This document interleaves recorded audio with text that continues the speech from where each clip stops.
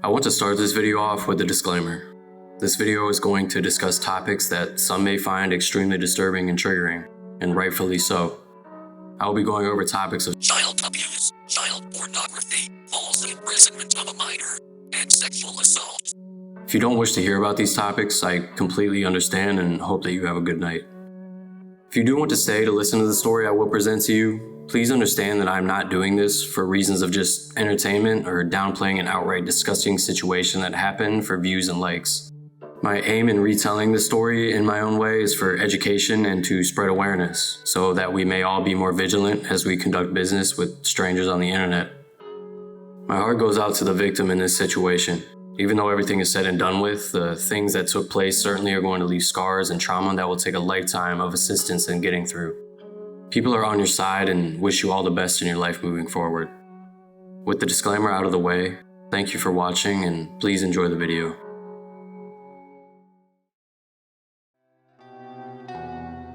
One thing we were always told as a child is to never talk to strangers.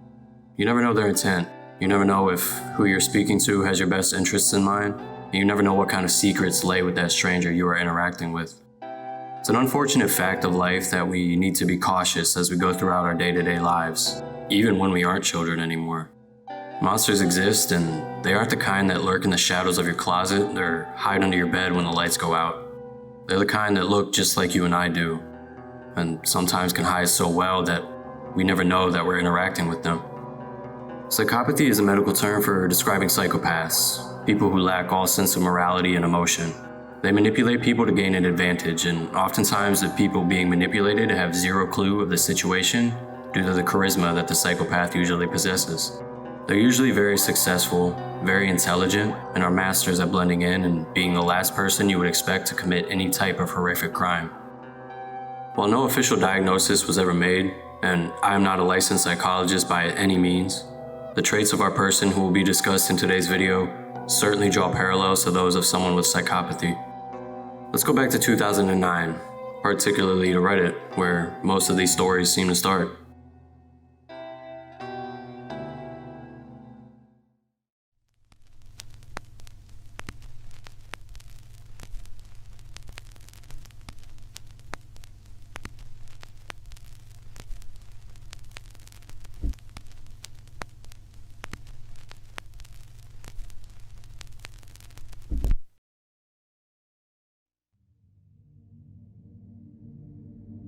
Now, I was too young to really be interested in forms of social media back then. Aside from having a YouTube channel where I posted videos of mostly Club Penguin stuff, I didn't have much of an understanding of the quote-unquote adult side of the internet.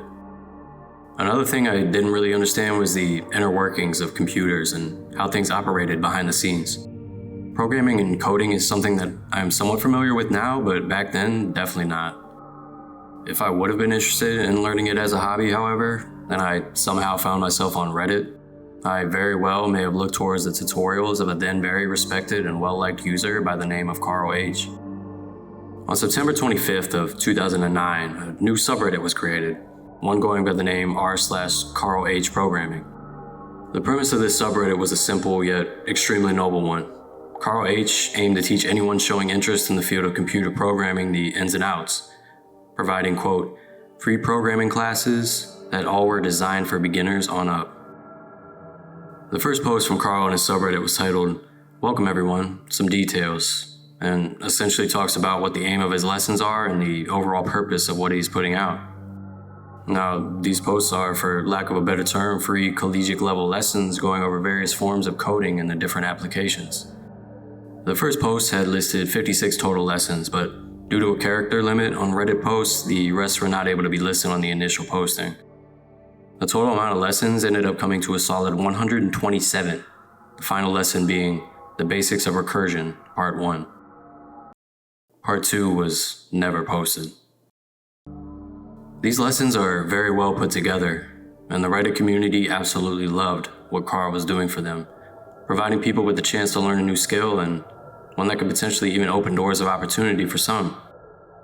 And all of this was free. It always was. That was always the intention from each post that I saw. Of course, Carl would take donations, but ultimately just felt it was his civic duty to teach as many people that wanted to learn the process of different forms of computer coding at their own pace. With the detailed and extremely professional and friendly nature that Carl was putting forth with not only himself but his lessons, his subreddit began to gain traction at an extremely fast rate. He was self-proclaimed as entirely self-taught, as he was unable to attend college for programming, but always was interested in the subject. This fact really allowed him to connect with his audience, or quote-unquote students as they would be referred to, and many were amazed at the amount of knowledge that he had on the subjects that he was teaching for having no formal educational background in the subjects.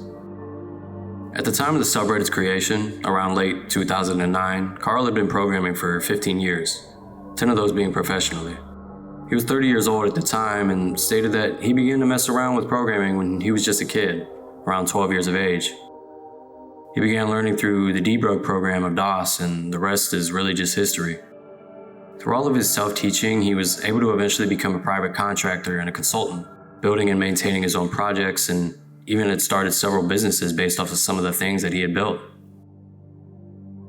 With all of this newfound popularity on Reddit and the positive interactions he was having with his students, he eventually built and started up a website to host these lessons, the website being called Computer Science for Everyone.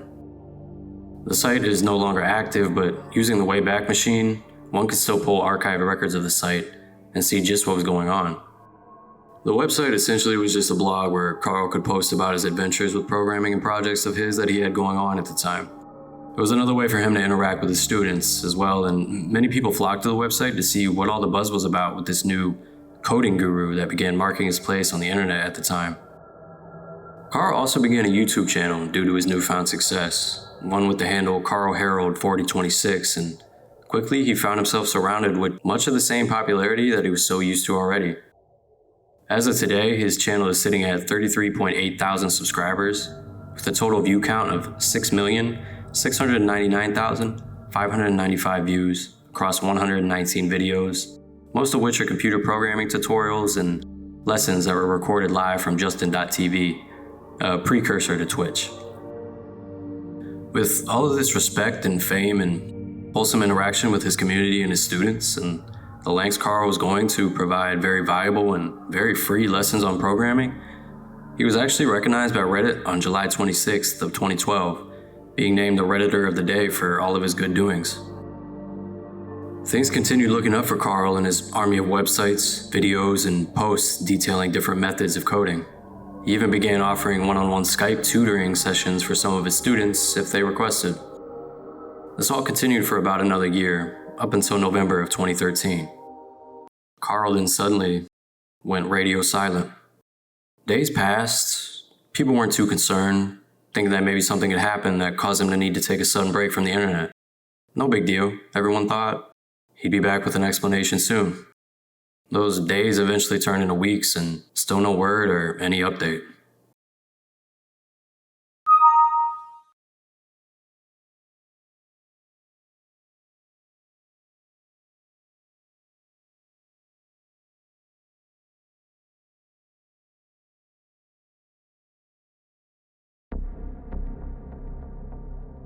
The whole time, Carl had been portraying himself as this selfless and just person, providing all of these extremely well put together lessons to people all for no price at all. He was the mastermind behind a CP distribution ring that ran through multiple states. During the time before he went silent, from early to mid 2013, the FBI had received a tip in the form of pornographic images and video of a 9-year-old boy. This boy ended up being Carl's own son, and he was being held captive in the basement of Carl's own home for what was estimated to be multiple years. Carl and his partner at the time, one Charles Donovan, were the masterminds behind this sick and absolutely twisted set of events. Reportedly, the two men would take turns convincing the young boy to take part in the sick acts that would be photographed and recorded. The things that were supposedly done to the child were so sadistic and stomach-churning that investigators had a hard time maintaining identification of the victim due to not being able to handle viewing the media. Police reports indicated the production and distribution of over 100 photos and videos.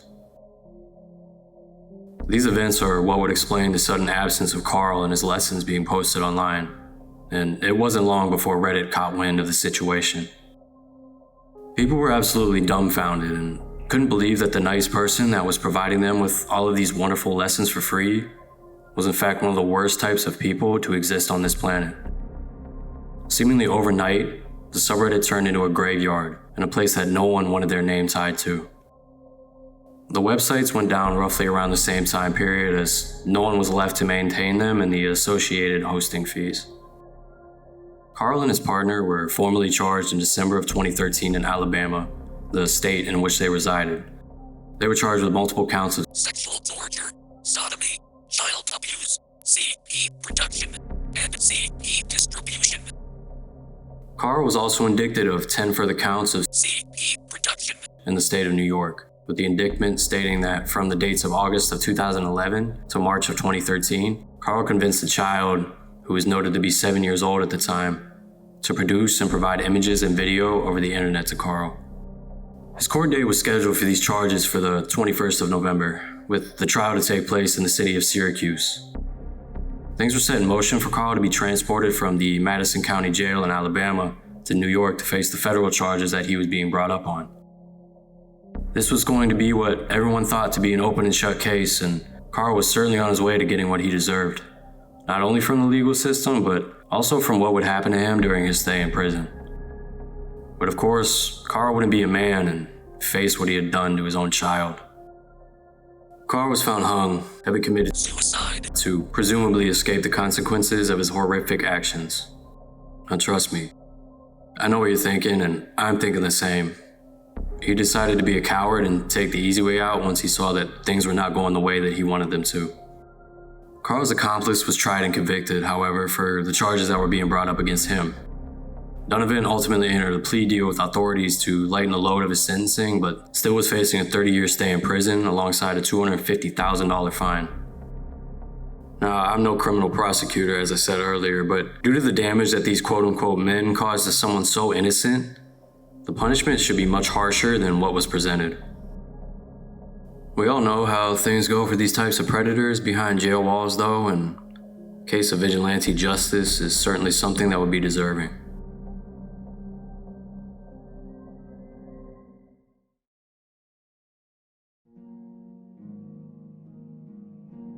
This, of course, goes without saying, but my heart goes out to the victim in this disgusting situation. Being a father myself, I cannot imagine putting my child through any type of harm, especially something of this magnitude. I know not who you are and respect that privacy is something that is of utmost importance to your healing, and I wish you all the best as you continue to move forward from this situation and that you make this life as free and as beautiful for yourself as you're able to. Once again, I really want to reiterate that I'm not a criminal psychologist, nor do I have any beliefs rooted in formal education other than my own research or basic level classes. When browsing the internet, taking up conversations with strangers, interacting with them, and maybe even getting close to a degree, we all need to have a watchful eye out until we're certain that we know who we are interacting with. This case that I went over today is a disgusting and unfortunate reminder that monsters lurk among us, and oftentimes they're the last person we would ever suspect. Abuse is real and oftentimes can go unnoticed for a variety of reasons, but there are many ways of supporting those going through those situations or resources available for those looking to get out of those situations themselves. I will link some resources down below in the chance that someone may be looking for a sign to either lend a helping hand or to take action for themselves. You are stronger than you realize. You are braver than you realize. You've survived so much and have kept moving forward. Never let anyone bring you down and make you feel like you are not worth something, because you are. We all are. And we all are capable of so much. Thank you for watching. Please stay safe, keep it low key, and have a great night.